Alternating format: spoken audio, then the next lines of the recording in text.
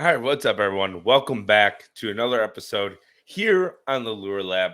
As always, a part of the Serious Angler Network, and I'm your host, the Captain Andrew Full. Today's episode, it is episode 91, and we're getting down and dirty with possibly, arguably, the best all-around jig that I have found to this day. And I mean, I have fished some really good ones. Queen Tackle has a good tungsten Arky style jig that you can fish up shallow around grass. Beast Coast Little Magnum is probably one of my favorite sparse grass jigs, and that's where it excels for me. You can fish it in trees. It gets hung up a little bit easier. You can throw it underneath docks.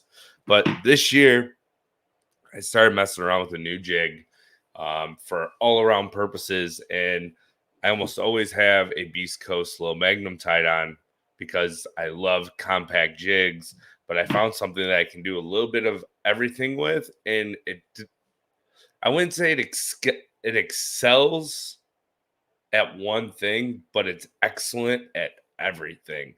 And we're going to talk about a jig that Elite Series Pro Chris Johnston, north of the border in Canada, designed, and it's the Chris Johnston CJ Flip.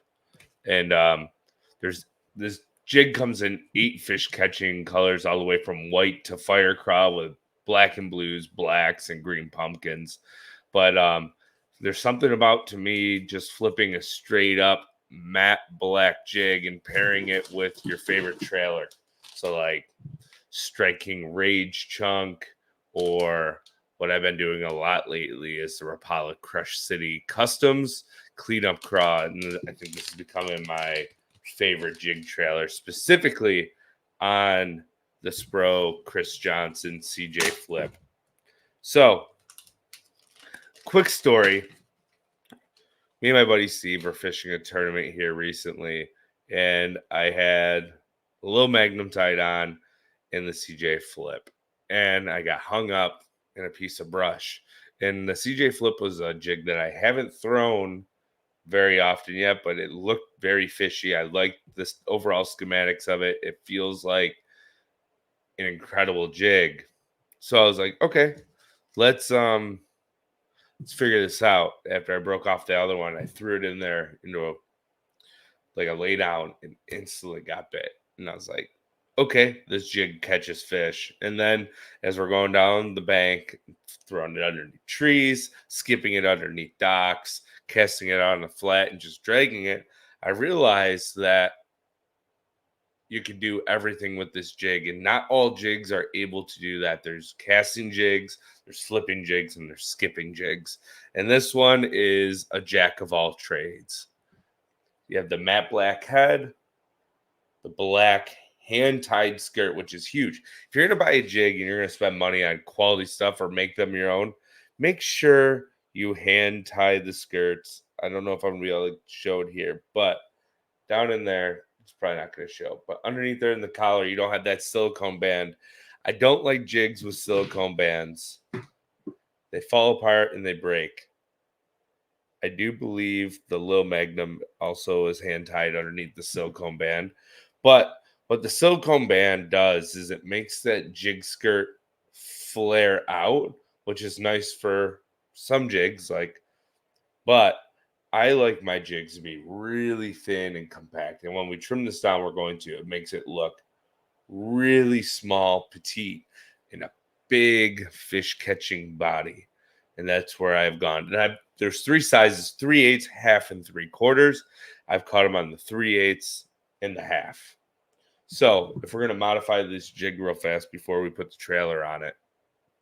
So first, let's talk about it more extensively, I think, is what I really want to do. So first thing I want to talk about is the unique head on it. It's not an Arky, but it's not a grass jig, but it's a little bit of both. So you have a vertical line tie, so it's going to help excel it when you're casting it, when it's coming through grass, or you're hopping it or throwing it in reeds or milfoil. So that vertical line tie is going to excel in those things. Horizontal line tie you'd want for dragging. But the head shape of it is kind of like coned, but flat on the bottom as well. So what this does is when this jig is on the bottom, it allows it, as you're dragging it, to stand up. As you pull it through, it'll stand and stop, which is giving it that casting jig ability to drag it offshore and still get a lot of bites with it. And because it has a flat bottom and a very sparse, condensed skirt to it, it skips incredibly well with the proper setup, which we're going to get to here shortly. So places that I've thrown this jig already is in milfoil. I've thrown it around bluegill beds. I've thrown it in brush piles. I've thrown it underneath trees. And the one thing that I noticed is that it does really well in all of those situations. So I'm going to say it's probably one of the best compact jigs that you can buy. If you need one to do everything, this is going to be the guy, the Spro CJ Flip. So as we dive more into it, it comes with a Gamakatsu jig hook, which you can tell, like, it's almost impossible to flex out. So you could throw this on your big stick, your 7.6 heavy, 20-pound fluorocarbon or 50-pound braid, and probably not have any worries with it. It's got the thin hand-tied skirt, like I said. But the biggest thing I notice is the quality. The quality of this jig tells me it's going to stand the test of time. And I probably caught 30, 40 fish off of one jig before I broke it off because I didn't check my line ties. But now I'm going to show you how to modify the jig to help you get more fish in the boat. So first thing you're going to do, because all jigs come with long skirts. So first thing you're going to do is you're going to condense that jig skirt down. You're going to take your handy dandy scissors. You're going to go right behind the hook.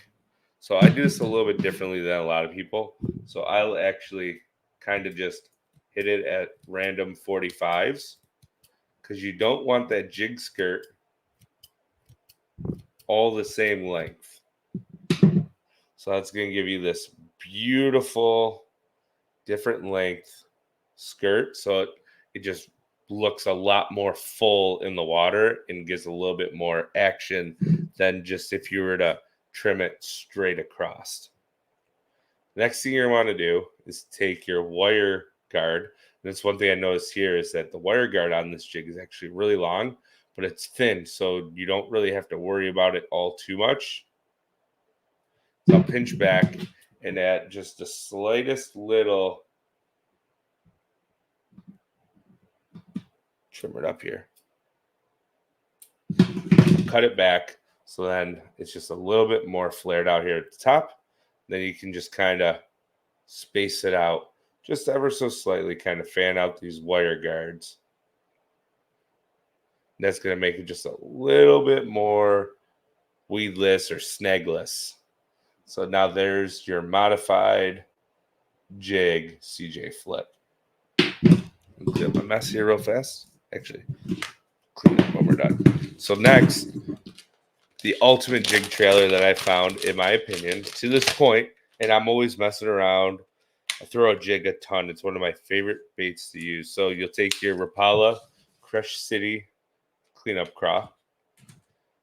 And you notice we actually did an episode on this bait. You're going to want to pull these apart.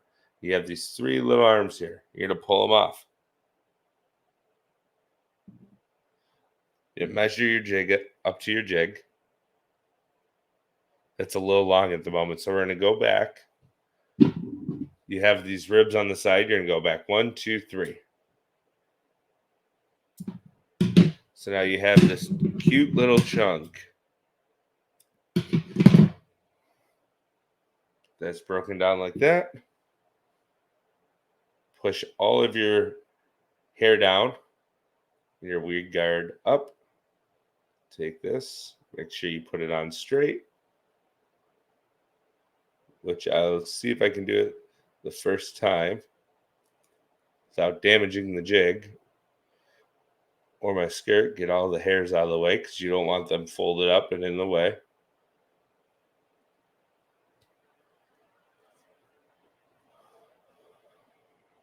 Now you have one of the best looking jigs that a bass is going to eat. It's just absolutely beautiful. And bass love that combo, like a matte black with a green pumpkin trailer. All about contrast. You can even do like black and blue trailer or a green pumpkin or a June bug trailer. They're all going to look really good. So you're going to want to match that to conditions. People are like, don't throw black unless the water's dirty. I'm going to say wrong. Throw black all the time. A lot of crayfish will have black in it. It looks different underneath the water.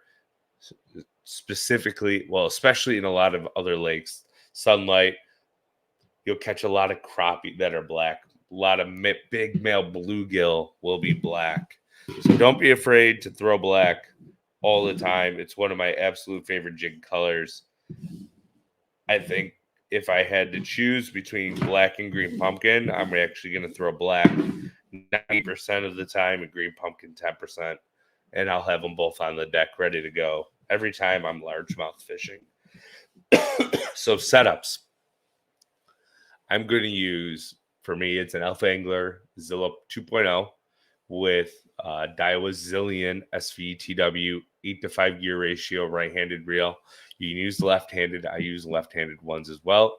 17-pound fluorocarbon, your favorite. Lately, I've been using some Sunline Assassin FC.